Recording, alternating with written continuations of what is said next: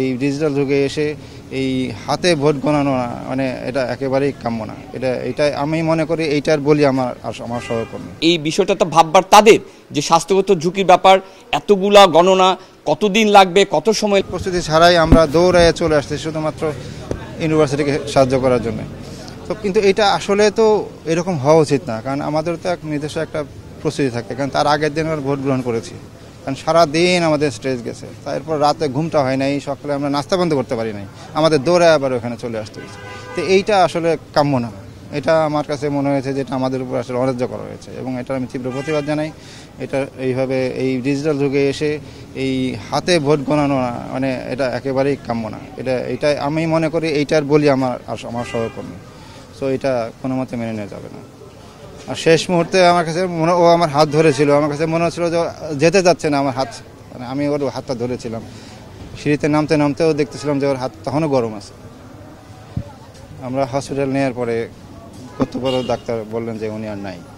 খুবই অমায়িক, মানে এটা আসলে মানে ভাষায় বললে অত্যুক্তি হবে যে ও যখন যেটা কাজ, মানে আমি একটা ভরসাকর জায়গা ছিল আমার আসলে, যখন যে কাজটা খুবই অ্যাক্টিভলি কাজটা করেছে। এবং আজকেও তো সকালবেলা কে আসতে পারে, ও আজকে সিদ্ধান্ত নিয়েছিল, আমি শুনলাম আমার এক সহকর্মীর কাছে বলছিল যে আজকে সারাদিনটা রেস্ট নেবে, কারণ গতকাল এবং রাত অমানবিক পরিশ্রম করেছে।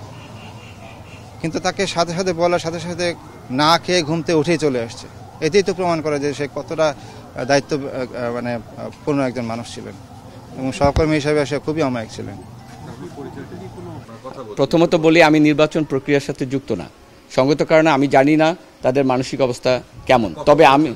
তবে আমি মনে করি নির্বাচন প্রক্রিয়া যারা কর্মরত আছেন, আমাদের একজন সহকর্মীর মৃত্যুর পরে সেই বিষয়টিকে বিবেচনায় নিয়ে এই গুরুত্বপূর্ণ ঘটনাটি, যেটি একজন কলিগের চলে যাওয়া, সেটিকে প্রাধান্য দিয়ে তারা কিন্তু একটা সিদ্ধান্তের জায়গায় তারা আসতে পারে। তারা সাময়িক বন্ধ করে হলেও এই বিষয়টিকে দেখা উচিত বলে আমি মনে করি।